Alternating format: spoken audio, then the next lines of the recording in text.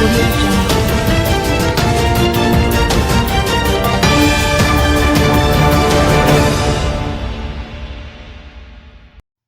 Third woman dies following Mandeville shooting involving less firearm holder.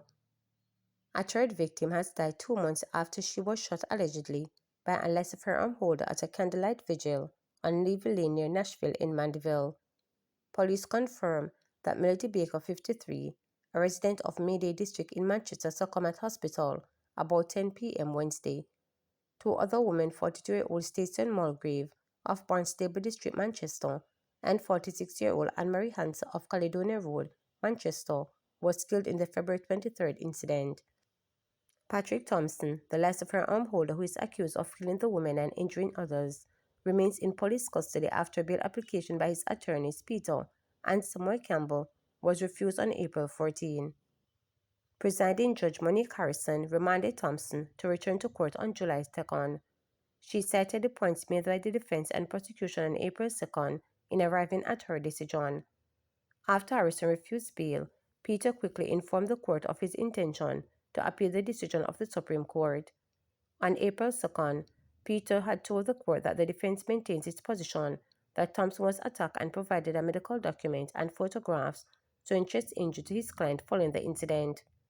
Peter had also told the court that of 13 videos, the main clip, which was expected to show how the incident unfolded, was not viewable.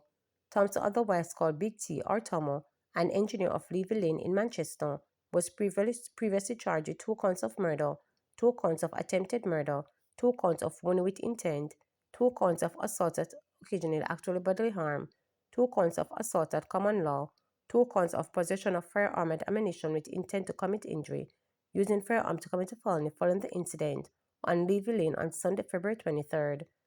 A police report said about midnight, Thompson was at a candlelight vigil when he and a man got into an argument over a motor vehicle accident. The argument escalated, causing a crowd. It is alleged that Thompson, who is a licensed firearm holder, opened gunfire at the crowd, hitting multiple persons before leaving the area. The injured persons were assisted to hospital, where Mulgrave and Hansen were pronounced dead and the others admitted for treatment. PNP condemns excessive force use on 15-year-old boy by police. The opposition People's National Party is expressing concern by what it describes as aggressive and excessive force used against a 15-year-old male student by Glengough Police in St. Catherine. In a release on Thursday, the PNP said it is unequivocally condemning the disturbing and deeply troubling incident, which was captured in a widely circulated video footage. According to reports, the boy was walking home from school with other students when he was accosted by the police and searched. The boy then allegedly used indecent language against the cop and was ordered inside the police service vehicle. However, he reportedly did not comply and was subsequently beaten by the cops. According to the PNP, on the face of it, the incident reflects a gross abuse of authority and an unacceptable use of force against a child. No society that values the rule of law and the dignity of its citizens can tolerate such behavior, particularly from those who swore to protect and serve, the release stated. The PNP called on the Independent Commission of Investigations (INDECOM) to launch a full and transparent investigation into the matter and for all officers involved to be held fully accountable under the law. Immediate action must also be taken by the leadership of the Jamaica Constabulary Force to ensure that incidents of this nature are not tolerated, the party noted. Opposition spokesperson on justice, Senator Donna Scott Motley, stated that this is a reminder that the further work is needed to reform the culture and operations of our security forces. We must prioritize training in human rights, de-escalation techniques, and sensitivity with vulnerable members of the community, especially minors, she stated. The opposition said it stands firmly with the boy and his family and joins the Jamaican people in demanding accountability and reform.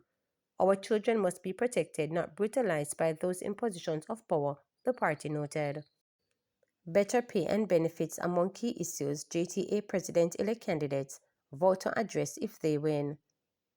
Better salaries, increased benefits for teachers, infrastructure improvement, and greater funding for education are among the issues Jamaica Teachers Association JTA president-elect candidates are pledging to tackle if elected. The candidates launched their campaign at the final day of the JTA's education conference held in Trelawney.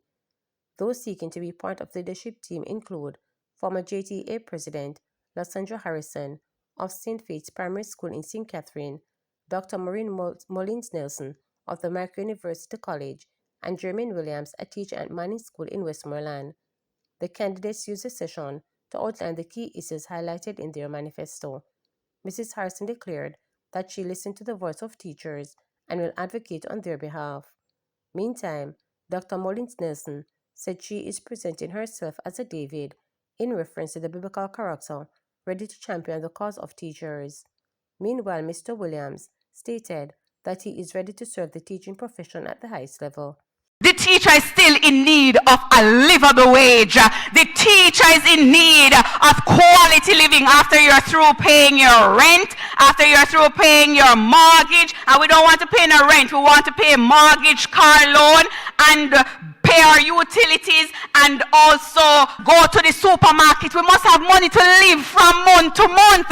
We must live from less loans.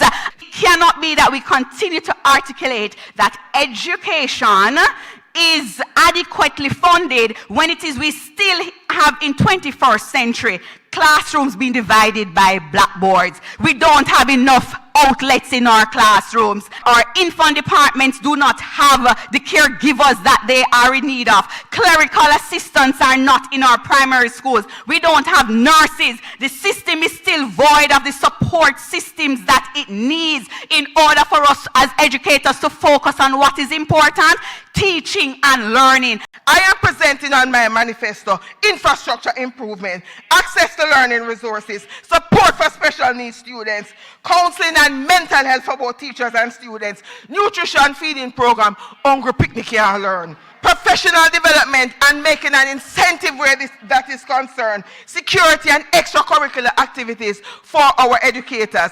But I'm taking it a little further. When I talk, I'm a researcher. I don't come off the top of my head, and I come armed with experience, 33 years. I am pushing for mandatory assessment, like I'm pushing for early childhood education, like I'm pushing for special education, like I'm pushing for those of us at the tertiary level, like I'm saying to JTA, the only candidate is calling OJTA, say, put aside $50 million to help our teachers to get homes. I'm also working with our retirees because I am about not just the classroom teacher, I'm about the system, a systemic change, a change at every level from early childhood right to our training institution.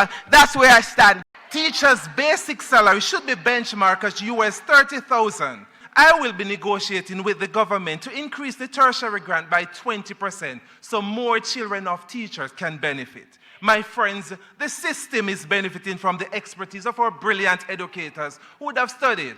I believe that teachers with a master's degree should be paid 5 increments and those with a doctoral degree 6 increments.